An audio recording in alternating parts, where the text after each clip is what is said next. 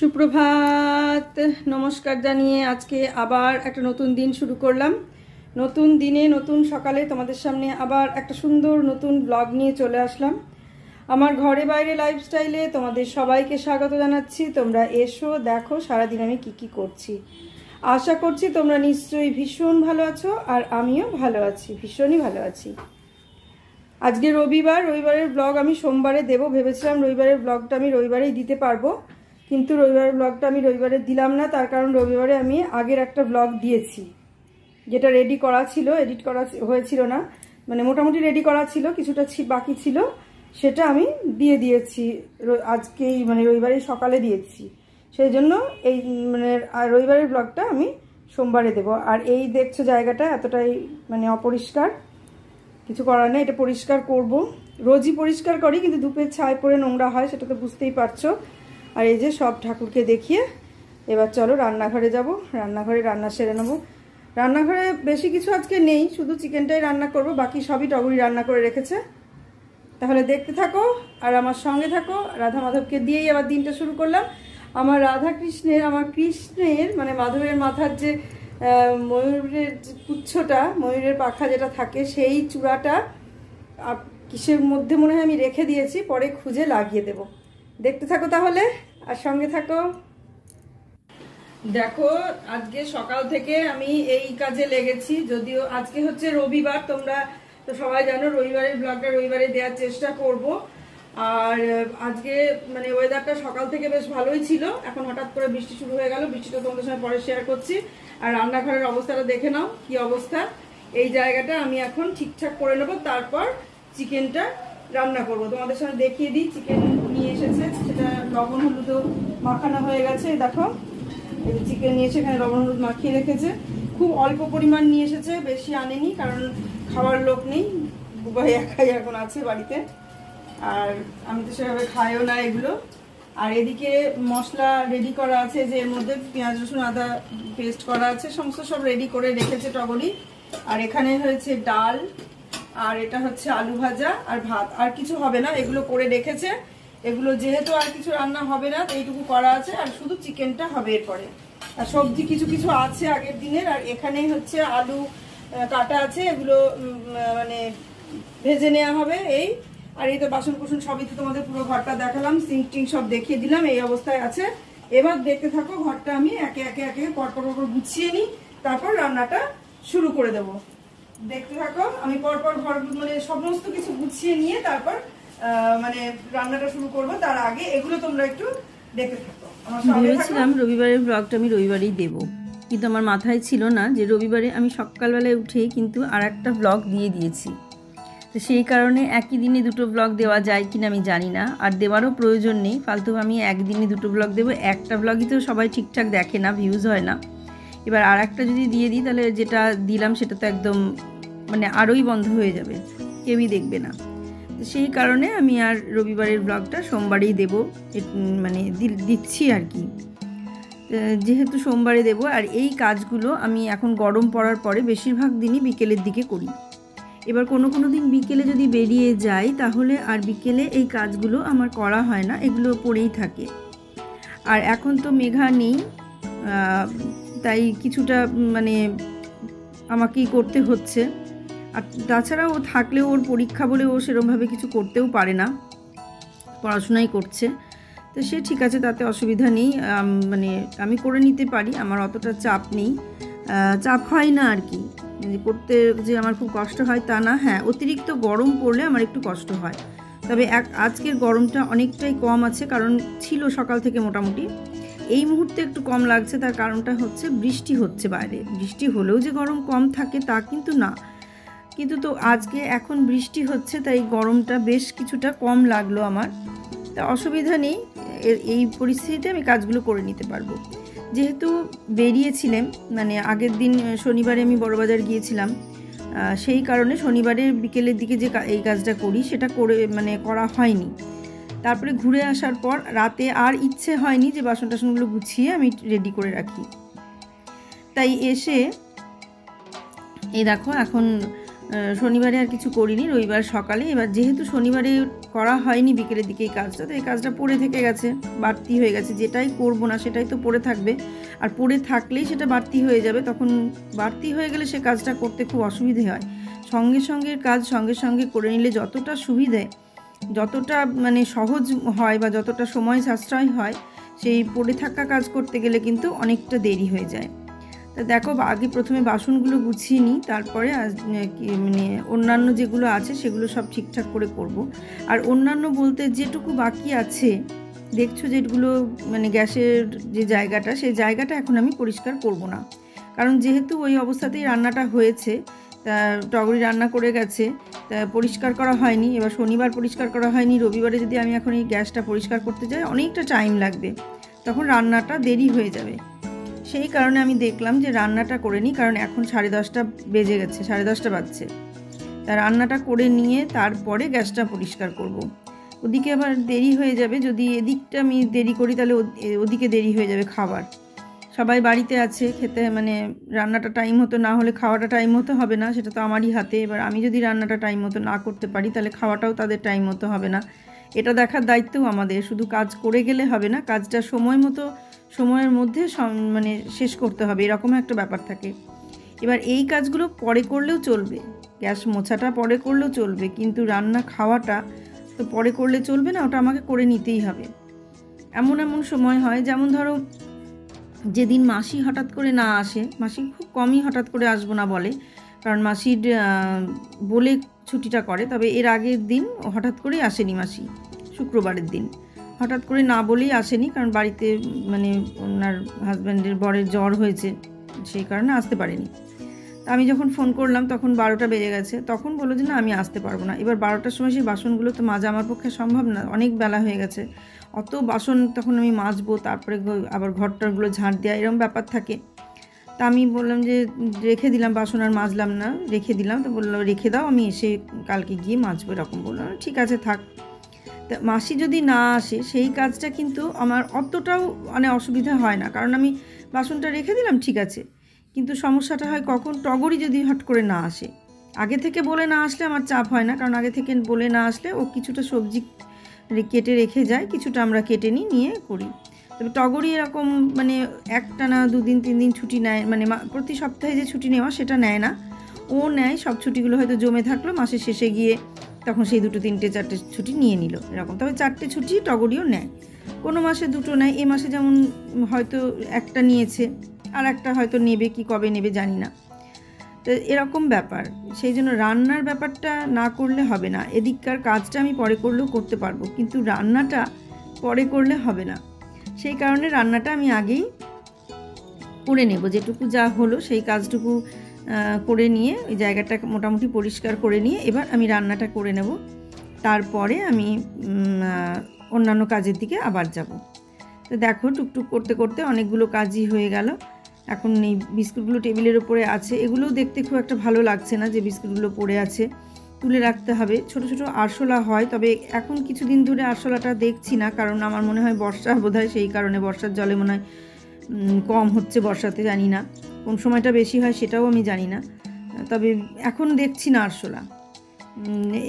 আর এই দেখো বিস্কুটগুলো নিয়ে এসেছে, এবার ঢালতে হবে কোটোতে, ঢেলে রাখি, নাহলে চা খাওয়ার সময় কোটোতে বিস্কুট ঢেলে নেওয়াটা খুব বিরক্তিকর লাগে, কিন্তু কিছু করার থাকে না। সবসময় যে এগুলো ঢেলে রাখবো নিয়ম করে সেটাও হয় না, ওই যেটা যখন পড়ায় সেটা তখন ফুরিয়ে যায়, তখন সেটা ঢেলে নিই, আমি এটাই করি, এইভাবেই চলি। তো সেই রকম এখন দেখছি ফুরিয়ে গেছে, এখন ঢালতে হবে।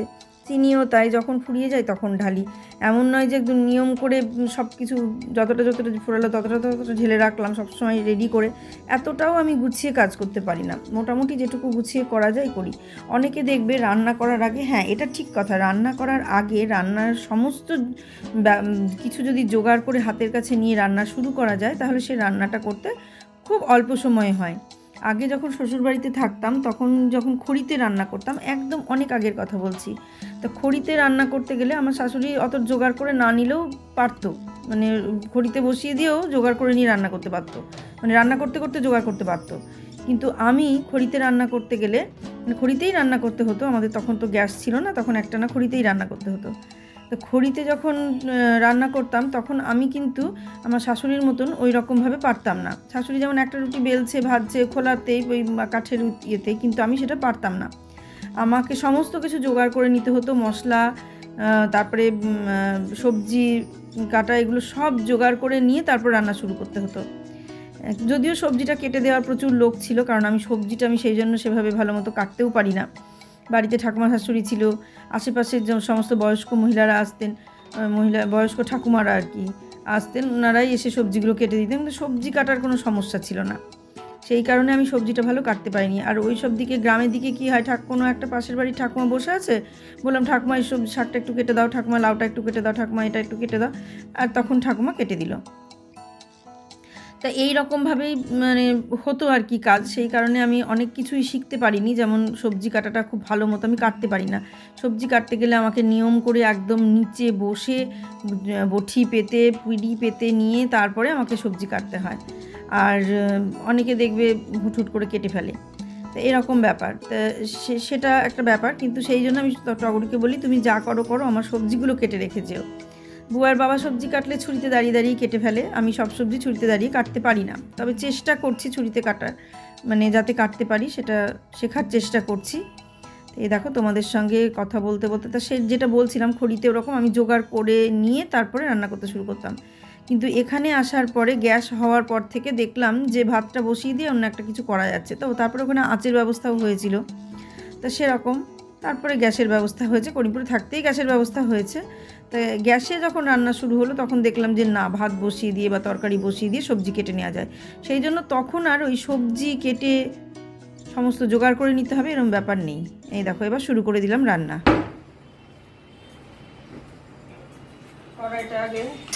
অনেক কাজ করে নিলাম।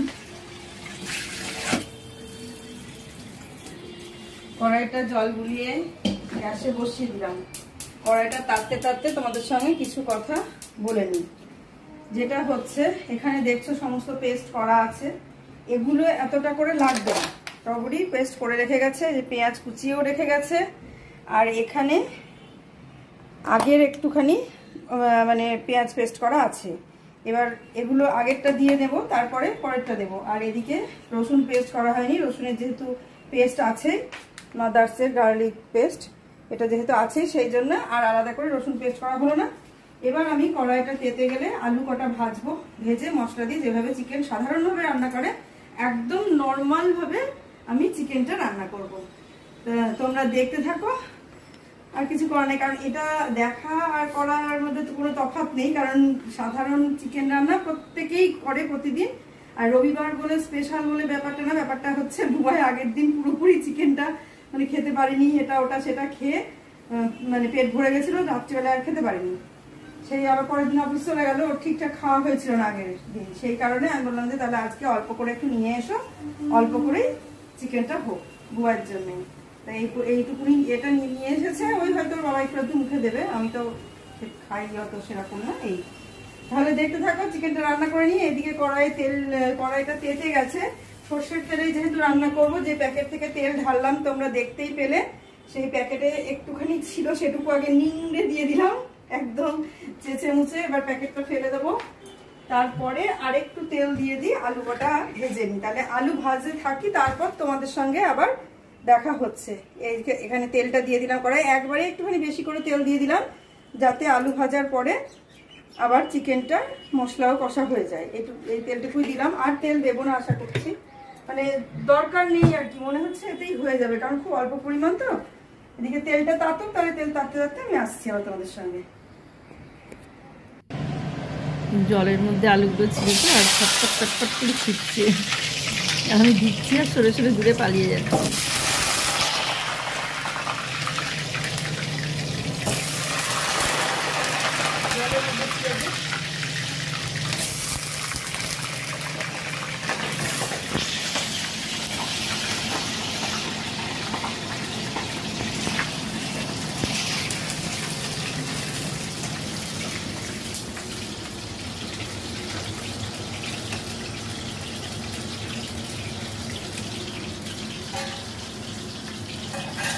আজকের ভিডিওটা দেখেই বুঝতে পারছো একটু অন্যরকম, আজকের ভিডিওটা বুবাই করছে, বুবাইয়ের বাবা না, বুবাই বাড়িতে আছে। বুবাই বললো আজকে মানে এখন তো পাটা মোটামুটি ঠিক হয়ে গেছে, সেই জন্যে মানে দাঁড়িয়ে বেশিক্ষণ দাঁড়িয়ে থাকলে অসুবিধা হচ্ছে না। তো আমি বললাম যে ভিডিও করে দিবি, বললো ঠিক আছে দাও, করে দিচ্ছি। তাই দেখো ভিডিও করে দিচ্ছে, বেশ বেশ সুন্দর মানে করেছে আর কি, আমার বেশ ভালো লাগছে, পছন্দ হয়েছে। ওর বাবা অতটা ঠিকঠাক করতে পারে না, ওকে বলা হয় যে তুমি ঠিক করে দেখে নাও, তবে তবুও দেখে নিলেও মানে নিজে নিজে মোটামুটি যতটুকু পারে ততটুকু করে দেয়। তবে যেটুকু হেল্প মানে করে দেয় ভিডিও, সেটুকুই যথেষ্ট মানে ভালো করে, যথেষ্ট আমার দিক থেকে ঠিকই আছে। কারণ এটুকু না করে দিলেই বা আমি কী করে কী করতাম। পুজোর ভিডিওগুলো যেমন পুরো পুজো যখন করি পুরো ভিডিওটা ওর বাবাই করে, তখন একটুখানি মানে যদি না করে দেয় তাহলে আমি পুজোটার ভিডিও করতে পারতাম না তোমাদের সঙ্গে। তো এই হলো ব্যাপার। তো আর এর বুবাই তো মোটামুটি খারাপ করে না, ভালোই করে। আর আমি তো অত মোটামুটি করতে পারি না ভিডিও, তবুও এখন এই মানে ব্লগ করতে গিয়ে আমাকে ভিডিও করা শিখতে হচ্ছে, টুকটাক টুকটাক করে করি, এই রকম ব্যাপার। তাই দেখো রান্নাটা শুরু করে দিলাম, একে একে পেঁয়াজ, আদা, এরপর রসুন দেবো।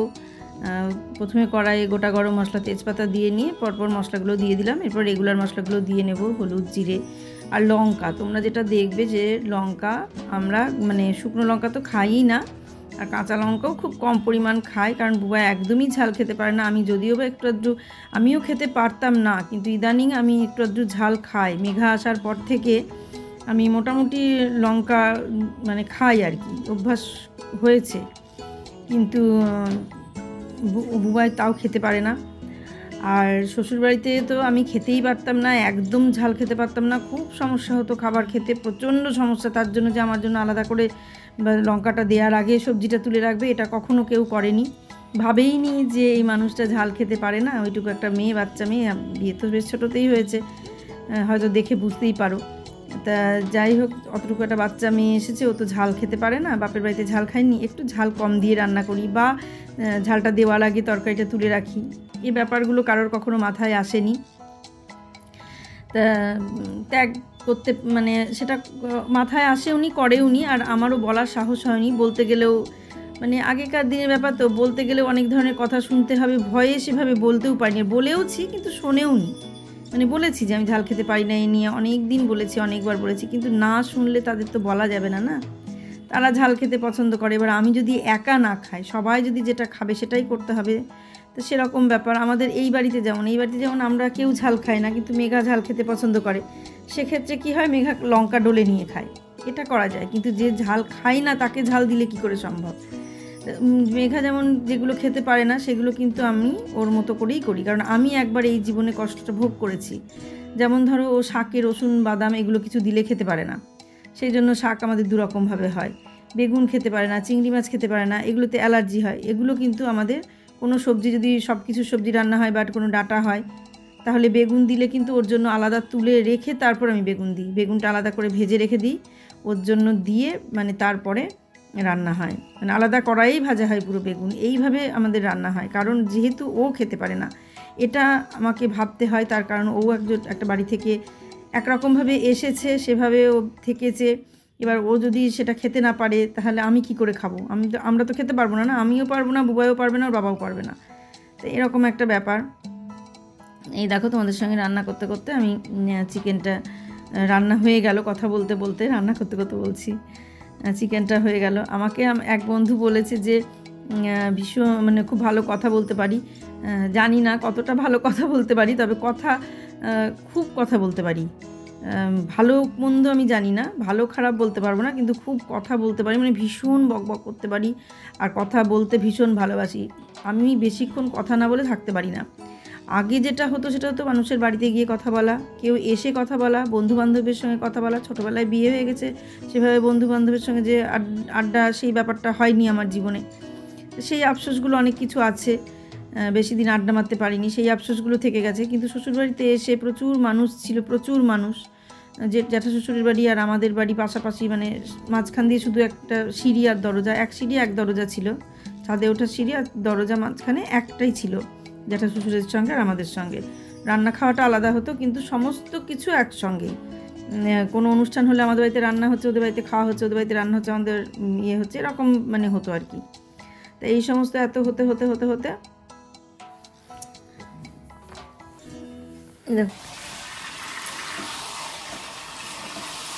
এখানে চিকেনটা কষা হয়ে গেল। ভালো করে দেখে নাও, সুন্দর করে চিকেনটা দেখে নাও ভালো করে একবার। চিকেনটা কষা হয়ে গেছে, দেখতেই পাচ্ছ সুন্দর করে। এই দেখো একদম সুন্দর দারুণ কষা হয়ে গেছে, মশলাটা দারুণভাবে কষা হয়েছে। আর এই যে আলু দেওয়া হয়ে গেছে, এটা তো আলুগুলো দিয়ে দিয়েছি, দারুণভাবে কষে নিয়েছি। এর আগের দিনে চিকেন কষাটা একটু কম ছিল, আজকে কষাটা ঠিকঠাক হয়েছে। চিকেনটা কষা কম থাকলে একটুখানি টেস্টটা অত হয় না। এবার জলটা দিয়ে দেবো, কষা কমপ্লিট, লবণ টবণ সব দেখে নেওয়া হয়ে গেছে। এবার জলটা দিয়ে দেবো।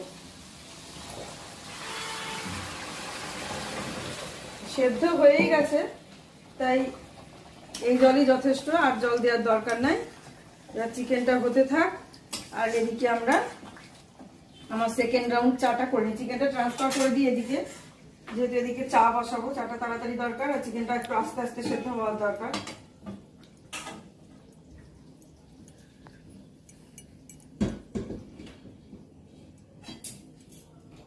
গ্যাসটা জ্বালিয়ে দিই এদিকে, ফুটছে, এবার টকবক করে ফুটে নিই ওটা। আর ছোট গ্যাসটা বন্ধ করে দিই। আর এটাতে আমি এখন আমার সেকেন্ড রাউন্ড চাটা বসিয়ে, চায়ের জলটা নিয়ে চাটা আমি বসিয়ে দিই। তারপরে চাটা হয়ে গেলে চাটা খাবো। আর চা খেতে খেতেই ব্লগটা শেষ করব না আজকে, তার কারণটা হচ্ছে গ্যাসটা মুছবো। গ্যাস মোছার পরে আমি ব্লগটা শেষ করব, যেহেতু সেই কারণে চাটা এমনি এখন খেয়ে নিই আমরা। সকালকার চা তোমাদের সঙ্গে শেয়ার করা হয় না, সেই জন্য এখন মানে দ্বিতীয়বারের যে চাটা, সেই চাটাই এখন শেয়ার করছি। আজকে মাসি আসেনি, আজকে আমরা দুজন চা খাবো। দেখতে থাকো তাহলে। আর এই দেখো চিকেন খুব সুন্দর ফুটছে টকবক করে।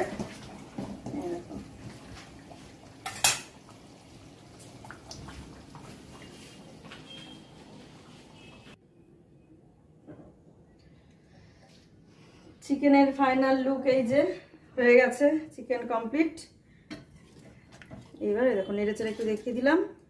এবার চিকেনটা তুলে নেব। এটা বলছিলাম যে ভীষণ কথা বলি, ভীষণ। এতটা একসঙ্গে তো ঢালতে পারবো না, সেই জন্য এইভাবে ঢেলে নেব। আজকে চিকেনের পিসগুলো খুব ছোট নিয়ে এসছে, এক আধটা একটু বড় আছে, কিন্তু বেশিরভাগই সব ছোট। বলতে বলতে ওরা মানে ইয়ে করে দিল। আমি বলছি এত ছোট না, এত ছোট না, এত ছোট না, বলতে বলতে ওদের টুকরো করা হয়ে গেল। আমার একটু ছোট ছোট ভালো লাগে না, বড় বড় পিস হবে। রান্না করতেও ভালো লাগে, আমার দেখতেও ভালো লাগে, মানুষকে দিতেও ভালো লাগে।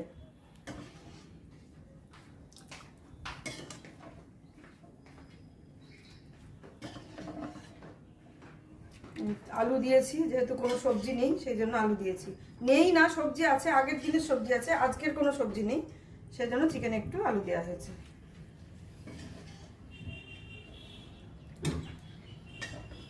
এবার ঝোলটা ঢেলে ফেলি।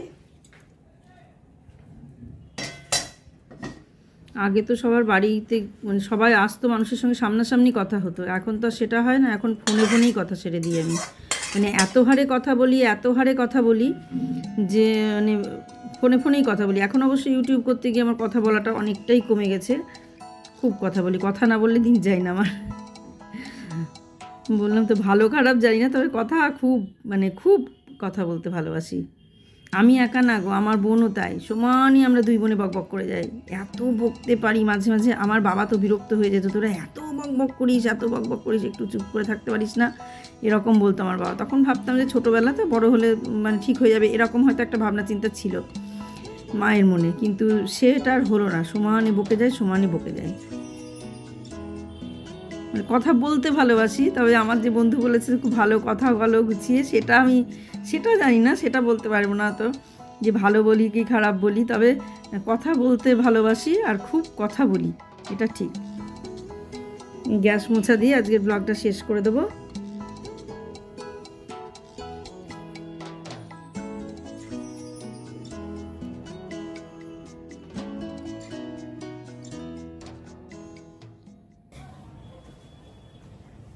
গ্যাসটা মুছতে মুছতেই আমি আজকের ব্লগটা শেষ করে দেব। কারণ এটা মুছতে এখন প্রচুর টাইম লাগবে। এতটা টাইম যদি আমি তোমাদের সঙ্গে এখন শেয়ার করতে যাই তাহলে মানে ব্লগ অনেক বড় হয়ে যাবে। তাই আজকের মতো ব্লগটা আমি এখানে শেষ করব। গ্যাস ক্লিন করে নিই, তারপরে যদি পারি তোমাদের ক্লিন করার পরে দেখিয়ে দেবো, আর যদি না পারি তাহলে দেখানো হবে না। এই দেখো সবে আমি একটু মানে নোংরাটা একটু মুছে রাখলাম, কারণ প্রচণ্ড গরম, এটা পুরো মানে ইয়ে করা এখন যাবে না এই মুহূর্তে। সেই জন্য গরম অবস্থাতে আমি একটু নোংরাটা পরিষ্কার করে রাখলাম, শুকিয়ে যাতে না যায়।